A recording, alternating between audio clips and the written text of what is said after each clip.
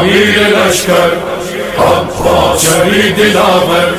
عباس، امیر لشکر جری دلاور، تیرے عالم سے تیرے کرم سے جو چاہا وہ مل گیا، مولا عباس مولا۔ اعوذ باللہ من الشیطان الرجیم، بسم اللہ الرحمن الرحیم،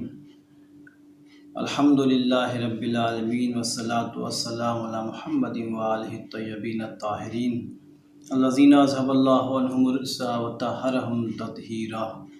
ولعنۃ اللہ علی اعدائہم اجمعین من الآن الی لقاء یوم الدین، اما بعد، فقد قال اللہ تبارک و تعالی فی القرآن المجید، بسم اللہ الرحمن الرحیم، یا ایھا الذین آمنوا کتب علیکم الصیام کما کتب علی الذین من قبلکم لعلکم تتقون۔ ناظرین محترم، السلام علیکم ورحمۃ اللہ وبرکاتہ۔ ماہ مبارک رمضان کا آغاز ہونے والا ہے، لہٰذا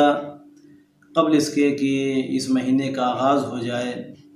اور ہم ماہ مبارک رمضان میں وارد ہو جائیں، ہمیں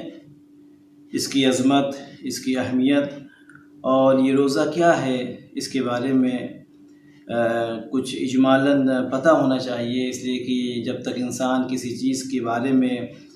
جانتا نہیں ہے، اس چیز کا علم نہیں رکھتا ہے، انسان کما حقہ اس چیز کو درک نہیں کرتا ہے، تب تک اس کی جو معرفت کا جو سلیقہ ہے، جو طریقہ ہے، اور جس طریقے سے اس چیز کو انجام دینا چاہیے، انسان انجام نہیں دے سکتا ہے۔ لہٰذا میں نے یہ آیت جو آپ کے سامنے پیش کی، یہ قرآن مجید کی سورہ بقرہ کی آیت ہے، جس میں خداوند عالم روزے کے مقصد کو ذکر کر رہا ہے، اور آغاز اس یہاں سے ہوتا ہے کہ یا ایھا الذین آمنوا کتب علیکم الصیام، اے صاحبان ایمان۔ یعنی آپ یہاں سے ذرا توجہ فرمائیں کہ جو آیت کا آغاز ہو رہا ہے، جو مخاطب ہے پروردگار عالم، وہ کس سے مخاطب ہے؟ وہ مؤمنوں سے مخاطب ہے۔ یا ایھا الذین آمنوا کتب علیکم الصیام، کہ اے صاحبان ایمان، تمہارے اوپر روزہ فرض کر دیا گیا ہے، واجب قرار دے دیا گیا ہے، لکھ دیا گیا ہے۔ لیکن اب اس کے بعد آگے خداوند نے ارشاد فرما رہا ہے کہ کما کتب علی الذین من قبلکم لعلکم تتقون، اور یہ تمہارے اوپر روزہ اسی طریقے سے لکھا گیا ہے، اسی طریقے سے واجب قرار دیا گیا ہے کہ جس طریقے سے اس کے پہلی والی امتوں کے اوپر روزہ واجب قرار دیا گیا تھا۔ یعنی تم یہ نہ سمجھو کہ یہ جو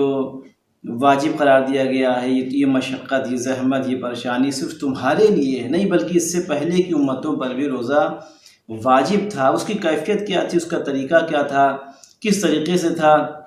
وہ بہرحال یہ مقام نہیں ہے، لیکن اس کے پہلے بھی امت پر روزہ واجب تھا۔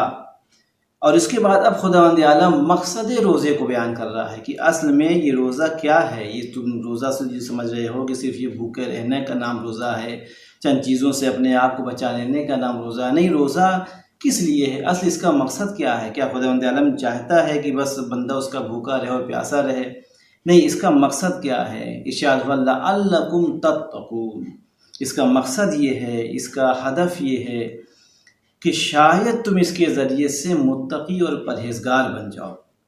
تو اصل مقصد روزہ رکھنے کا یہ ہے کہ پروردگار عالم یہ چاہتا ہے کہ اس کا بندہ اس سے قریب ہو جائے، اس کا تقوی اختیار کرے،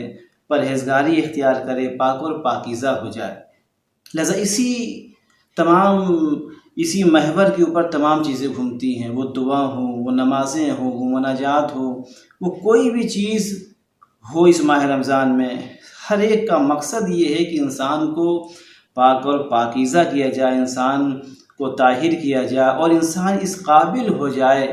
کہ اپنے پروردگار عالم کی بارگاہ میں آ سکے۔ پروردگار عالم کی بارگاہ میں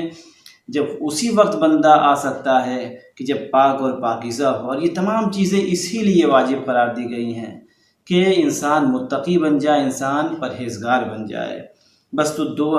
روزے کا مقصد جو ہے وہ یہی ہے۔ ایک لفظ میں اگر کہا جائے تو روزے کا مقصد یہ ہے کہ تاکہ انسان متقی اور پرہیزگار ہو جائے۔ لہذا صرف روزہ بھوک ہڑتال کا نام نہیں ہے کہ انسان صرف کھانے اور پینے سے اپنے آپ کو روک لے، صرف چند چیزوں سے اپنے آپ کو روک لے جو چیزیں بیان کی گئی ہیں ان چیزوں سے صرف اپنے آپ کو روک لینے کا نام روزہ نہیں ہے، بلکہ روزہ نام ہے ہر اس چیز سے بچنے کا کہ جو پروردگار عالم کی نگاہ میں غلط ہیں، صحیح نہیں ہیں، نادرست ہیں۔ لہذا ان چیزوں سے بچنے کا نام روزہ ہے۔ ان چیزوں کے بچنے کے بعد انسان تقوی کی منزل پر فائز ہو جائے اور صاحب تقوی بن جائے، یہی روزے کا مقصد ہے۔ بس پروردگار عالم ہمیں توفیق عنایت فرمائے کہ ہم اس روزے کے ذریعے سے پروردگار عالم کا تقوی حاصل کر سکیں، ہم متقی اور پرہیزگار بن سکیں اور اس ماہ مبارک رمضان میں اس کی اطاعت اور اس کی بندگی کا حق ادا کر سکیں۔ السلام علیکم ورحمۃ اللہ وبرکاتہ۔